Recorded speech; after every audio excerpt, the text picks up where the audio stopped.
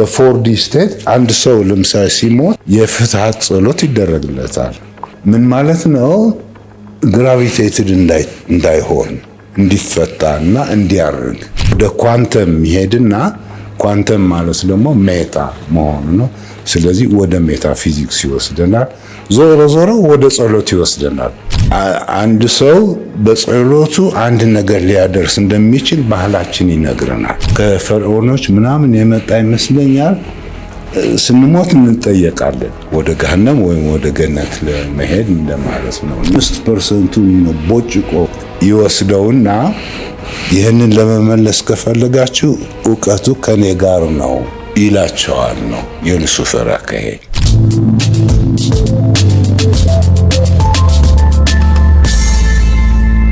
እና ስለ ጥቃቅን ነገር አይነት ፊዚክስ ማወቅ ከፈለግን እንግዲህ ወዴት ይወስደናል? መጨረሻ ላይ ወደ ሜታ ይወስደናል። ያው በላይ የሚያሳየን የኳንተም ሂደት ነው፣ ኤክስትራ ዲሜንሽናል ሂደት። ቲዎሬቲካል ፊዚክስ እንግዲህ በአብዛኛው አብስትራክሽን ነገር ነው ፕላስ ማትማቲክስ በብዛት ይጠቀማል። የኔ አመጣጥም ለምሳሌም የኔ ቲሲስ የሰራሁበትም ለምሳሌ ምንድነው ኳንተም ሜካኒክስ የተገኙትን ነገሮች ወደ ክላሲካል ሜካኒክስ አወርዳቸዋለሁ። ምክንያቱም ክላሲካል ሜካኒክስ ላይ ነው እንግዲህ በላቦራቶሪ ምናምን ቨሪፋይ የሚደረገው። አሁን እንግዲህ ቲዮሬቲካል ሲባል እንግዲህ የፈለገው አብስትራክሽን ሊወስድ ይችላል። የኔ ስራ ፓርቲኩላርሊ ኮምፕሌክስ ኤነርጂ ያደርጋለሁ። ኢማጂነሪ ኤነርጂ ግን የለም፣ በላቦራቶሪ አይገኝም። ግን ነገሮችን ለመስራት በዚህ ኳንተም ዶሜይን የፈለኩን ስላለኝ እንግዲህ ኢማጂነሪ ኤነርጂ ብዬ ልሰራ እችላለሁ። ከዛ በኋላ ሂደቱ ከተፈጸመ በኋላ አይግን ስቴት ይሉታል። ያ ኢማጂነሪ ያልኩት ሪል ይሆናል እና በላቦራቶሪ እንደዚህ የሚታይ ይሆናል። እና ምን ማለት ነው? ቲዮሬቲካል ፊዚክስ እንግዲህ በአብስትራክሽን የተመረኮዘ ካልኩሌሽን አይነት ነገር ነው እና ሲፈልግ ኢንፊኒት ዲሜንሽን ሊሰራም ይችላል። እንደ ሂልበርት ስፔስ፣ ፎክስ ስፔስ እንደዚህ የምንላቸው አሉ። ሜታፊዚክስ ግን በአብዛኛው ጠለቅ ያለ ነው። ከዚህ እሱ ላይ ነው ጥልቀቱ። እንግዲህ ሌላ ሜታፊዚክስ ሊያመጣብን ነው ማለት ነው። አዎ ጠለቅ ያለ ነው። ምክንያቱም ኤነርጂ ነው፣ አላይቭ ህይወት ያለው ነገር ነው። በእኛ ውስጥ ማኒፌስት የሚያደርግ ነገር ነው። የእኛን ኳሊቲ የሚገልጽ ነው። ስለዚህ የኔ ኢንተረስት ለምሳሌ ምን አይነት ኳሊቲ፣ ምን ያህል ትልቅ ነን በዚህ ዩኒቨርስ ውስጥ የሚል ለምሳሌ ጥያቄ አለኝ እና በኋላ ጊዜ ካገኘውም እናገራለሁ ምን ያህል እንትን እንደሆነ በላቦራቶሪ እንደዚህ ብዙ የሚያስገርም ነገር ነው ስለሚያሳዩ ነው። ስለዚህ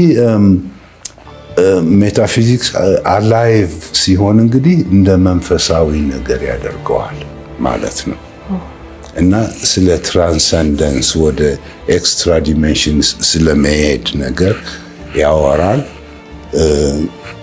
ከዛ በኋላ ነው እንግዲህ እነ አንስታይን ለምሳሌ ወርም ሆል ታነሊንግ እንደዚህ የሚሏቸው ነገሮች አሉ። ከዚህ ዲራይቭ ያደረጉት ነው። ግን ዋናው ነገር እንግዲህ ቴክኖሎጂው እና መንፈሳዊነቱ እየገጠመ ነው። ቴክኖሎጂ በተራቀቀ ቁጥር ወደ ኳንተም ይሄድና ኳንተም ማለት ደግሞ ሜታ መሆኑ ነው። ስለዚህ ወደ ሜታ ፊዚክስ ይወስደናል። ዞሮ ወደ ጸሎት ይወስደናል። ስንጸልይ ትራንሰንድ እናደርጋለን። ሜታ ስቴት ነው ያለ ነው ማለት ነው።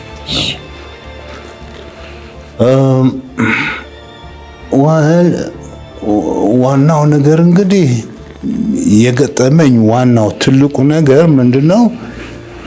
ፕሮፌሰሮቼ እዛ ስዊድን ኢንስቲትዩት ኦፍ ቴዎሬቲካል ፊዚክስ ነው የሚባለው እንትኑ ፕሮፌሰሮች በዚህ ታኪዮንስ በሚሏቸው ላይ ብዙ ስራ ሰርተዋል። ግን ዞሮ ዞሮ ውጤቱ አልዋጥ ስላላቸው ነው ችግሩ። እና እኔ ይሄንን ነገር ሳየው እንግዲህ ቀላል ሆነልኝ። የሀገሬን ባህል ተጠቅሜ ነው። እና ምንድነው የሆነው? ይሄ ኮዛሊቲ ፕሮብሌም የሚባል አለ። ኮዝ ኤፌክትን ይቀድማል የሚል ምክንያት ኤፌክት ይቀድማል ማለት ነው። እና ትክክል አንድ ነገር ለምሳሌ ለመስራት ከፈለኩ ነገሮችን አዘጋጅና እዛው አደርሰዋለሁ ማለት ነው። ግን ኤፌክት ኮዝን ይቀድማል ሲባል ለነሱ ምንም አይገባቸውም፣ አይዋጥላቸውም። በምሳሌም ለማስረዳት እንደዚህ ቢሞክሩ የማይሆን ነገር። እኔ ግን ወዲያው ሳነባው ገባኝ። ምክንያቱም በባህላችን ኦኬ እርግማን የሚባል አለ፣ በረከት የሚባል አለ፣ ነገሮች አሉ። ስለዚህ ትራንሰንደንት ስቴት ላይ ደርሼ እንደዚህ ይሁን ካልኩኝ ከበታች ያሉት ዳይሜንሽንስ ይታዘዙኛል ነው ዋና። ስለዚህ ምን ሆነ ማለት ነው? ኤፌክት ኮዝን ቀደመ። እነሱ አልዋጥ ያላቸውን ነገር ለኔ ቀላል ሆነ። ምክንያቱም አንድ ሰው በጸሎቱ አንድ ነገር ሊያደርስ እንደሚችል ባህላችን ይነግረናል ነው። ይሄ ነው አንዱ። ሁለተኛው የኔ ስራ በአብዛኛው በየዲፓርትመንቱ የተገኙት ግኝቶች አሰባስቤ ሱፐር ግኝት ለማግኘት ነው። ኦኬ። እና ፋይናሊ ምን ይሆናል ማለት ነው? ሂውማን ኩዌስት ፎር ትሩዝ፣ እውነትን ለማግኘት የሚደረገው የሰው ልጅ ተጋድሎ እንደማለት ነው። ተሳካሉት? አዎ ተሳክቷል። እና ውጤቱ ወዴት ነው የሚያስኬደው? ለምሳሌ ክራይስት ኮንሽስነስ የሚባል አለ። እንዲያውም በባህላችን ይሄ የታወቀ ነው። ክራይስት ኮንሽስነስ ማለት ለምሳሌ ከፈርዖኖች ምናምን የመጣ ይመስለኛል። ስንሞት እንጠየቃለን ወደ ገሃነም ወይም ወደ ገነት ለመሄድ እንደማለት ነው። እና ማፈጠረሽ ስላሴ ስንት ናቸው? አንድም ሶስትም ይሆናሉ ነገር አለ። አንድነታቸው እና ሶስትነታቸው ተናገር ምናምን የሚባል ነገር አለ። ይሄን ነገር ነው እንግዲህ አብ ወልድ መንፈስ ቅዱስ የሚባሉ ተጣምረው አንድ ሆኖ በእኛ ውስጥ ማኒፌስት እንዲያደርግ ነው። ይሄ ነው ጎሉ። እና ወቅቱ የኢቮሉሽን ጉዳይ ነው። ወቅቱ እንደዚህ ስለሆነ ኦኬ ቀላል ነው ወደዚህ አዲስ አመለካከት ትራንስፈር ለማድረግ። እነዚህ ያጋጠሙኝ እንግዲህ በዚህ መልክ ነው ዴቨሎፕ ያደረኩት። የኔም ስራ ኢንተረስቲንግ ነበር ለማለት ነው። እንቅፋት የሚሆነው እንግዲህ ምንድነው? የሉሲፈር ጉዳይ ነው።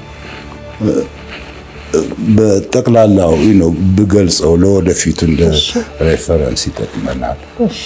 ምንድነው? ኢስ ሎጂካል ወደ ኤክስትራ ሃየር ዲሜንሽንስ ስንሄድ እንግዲህ ክሎዝድ ኤንድ ኦፕን ሲስተም የሚሏቸው ነገሮች አሉ። ምንድነው? ለምሳሌ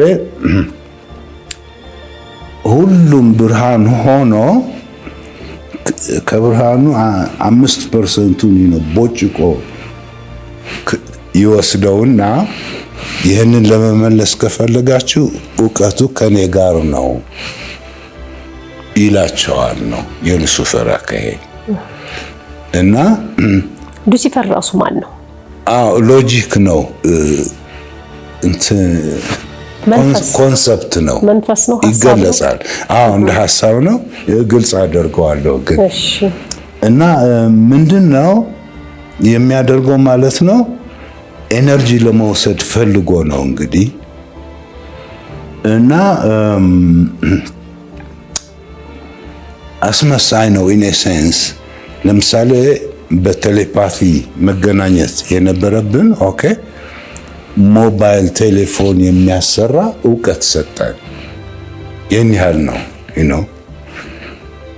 እውቀት ሰጣች። እርግማኑ ማለት ነው። ይሄ ክሎዝድ ሲስተም አንዱ ኤግዛምፕል እንደማለት ነው። ቀስት ነው፣ አቅጣጫው ወደ ሞት የሚያስኬድ ቀስት ነው እና የኛ ሪያሊቲም ራሱ በዚህ የተመሰረተ ነው። እዚህ ውስጥ ነው ያለነው፣ በእርግማን ውስጥ። ሲስተም ማለት ግን በነፃ ሁሉም ነገር የሚሰጥ በተሰጠ ቁጥር እየበዛ የሚሄድ አይነት ነገር ነው። ስለዚህ የሉሲፈርና የቀሩትን መላእክት ነው ካስተያየን ምንድነው? አንደኛው በውሱንነት በክብደት በሳይዝ ምናምን የሚሆን ሆኖ ያ ግን ትራንሰንድ የሚያደርግ አይነት ነገር ነው እና አሁን ወቅቱ ወደዚህ ኢራ እየመጣን ነው እና ቀላል የሆኑት እንግዲህ ለምሳሌ ከሶላር ኤነርጂ የምናገኘው ለምሳሌ ነፃ ነው። በዛ መልክ ጠለቅ ካለ በመንፈስ ደግሞ ኦኬ ምግብ አማራኝ ካልኩኝ እንግዲህ አንድ ትልቅ ሳህን እዚህ ቁጭ ይላል እንደማለት ነገር ነው እና ይሄ ማድረግ ይቻላል ማለት ነው። እንደዚህ እንዳናደርግ እንግዲህ የሚሰውርብን ሉሲፈር ነው ራሱ። ምክንያቱም የራሱ እውቀት ሊሰጥ ስለሚፈልግ እና that's why light bearer ይሉታል። ስለዚህ ምንድነው ትራንስፖርት ቴሌፖርት ማድረግ የሚችለውን እንግዲህ አውሮፕላን ያስፈልጋል፣ መኪና ያስፈልጋል ምናምን። ለዚህ ነገር እንግዲህ እውቀቱ እሱ ነው የሚሰጠን። አስመሳይ ነገር ነው። ከሱ በታች ያሉት እንግዲህ አጋንንት፣ ቡዳ ዛሬ የምንላቸው ናቸው። ካራክተራይዝድ የሆኑ አይነት ኃይሎች ናቸው። ይሰውሩብናል ነገር። ስለዚህ ስልጡን ለመምሰል ለምሳሌ መንፈስ የሚባል ነገር የለም እንደዚህ ያሰኛል። ለመንፈስ አላምንም እንደዚህ ያሰኛል። ግን ስልጡን የማስመሰል ነገር ነው ሂደቱ እና ይህ አይነት ስቴት እንግዲህ 3D ስቴት ይባላል። 3D እንግዲህ በአምስቱ ሴንስስ ብቻ የምናየው ነው። ኦኬ ዕለታዊ ስራችን እንደማለት ነው። ሰዓት ደረሰ፣ ቀጠሮ አለብኝ ገሌ ጋር ምናምን የምንልበት ጊዜ ነው። እንደዛ እንግዲህ ሲሆን 5% ማለት ነው ውሱን የሆነ ነገር ነው። 4D ግን ትንሽ ከፍ እንላለን ማለት ነው። በዚህ ፍሪኩዌንሲ እዛው ስንገባ ኤነርጂ የሚወስዱ ኃይሎችና ኤነርጂ የሚሰጡ ኃይሎች እናያለን። ኦኬ ኦፕን ኤንድ ክሎዝድ ሲስተም ማለት ነው። በአንዱ ሳይድ አጋንንት እናያለን፣ እንደሚጠማቸው ኤንቲቲስ አሉ፣ ብዙ የሚሰሩት ነገር አለ። በሌላው አንጻር ደግሞ ኮንስትራክቲቭ ኤነርጂ የሚሰጡ መድኃኒት የሚሆኑ መላእክት አሉ። እነዚህን ልናያቸው እንችላለን። ኢን ሴንስ ክሊር ለማድረግ ለምሳሌ በ4D ስቴት አንድ ሰው ለምሳሌ ሲሞት የፍትሐት ጸሎት ይደረግለታል። ኦኬ ምን ማለት ነው? ግራቪቴትድ እንዳይሆን እንዲፈታና እንዲያርግ ወደ ዩኒቨርስ ነው። ስለዚህ በዚህ አንጻር እንግዲህ ልናይ እንችላለን ማለት ነው ልዩነታቸው። በሳይንሱ ነው ይሄን የምናረጋግጠው ነገሮች አሉ። አዎ እንደዛ ነው እንጂ በሃይማኖት እምነት አይደለም። በሃይማኖት ራሱን የቻለ አሁን የተናገሩት እንደዛ ልክ ነው። ግን በሳይንሱም ይደግፈዋል ይሄንን። በተለይ ራሻ እንደዚህ ሳይንቲስቶች ካሜራ ሁሉ አላቸው መናፍስት የማየት እንደዚህ ነገር እና ሊለዩ ይችላሉ። ደም የሚጠማውና በረከት የሚሰጠው እንደዚህ እና ሰውየው እንግዲህ እንዲያርግ ፍትሐት ጸሎት ይደረግለታል። ካልሆነ በተለይ አውሮፓ የሚታዩ ናቸው። በየመቃብሩ እንግዲህ ሻማ አብርተው ምናምን እንትን የሚያደርጉት ለመገናኘት ያህል ነው። እና ብዙ መናፍስት አሉ ምድር ላይ የሚሽከረከሩ። በኢትዮጵያ ባህል ግን ፍትሃት እንደዚህ ተደርጎላቸው እንዲያርጉ ይደረጋል። 5D የመላእክት ቦታ ነው። የኤክስትራ ተረስትሪያል ስቴት ነው። ኦኬ። እና ከነሱ ጋር ኮሙኒኬት ልናደርግ እንችላለን። ብዙ ነገሮች አሉ በመላእክት በኤክስትራ ተረስትሪያል። ስለዚህ ከኛ የሚፈልገው እንግዲህ ትራንሰንድ ማድረግ ነው። ከአምስቱ ሴንስስ ወጣ ብሎ ማየት እንደማለት ነው። እና በህልም መልክ ይሁን ሳምሃው ይታዩናል፣ በአጋጣሚም ነገር ይታዩናል።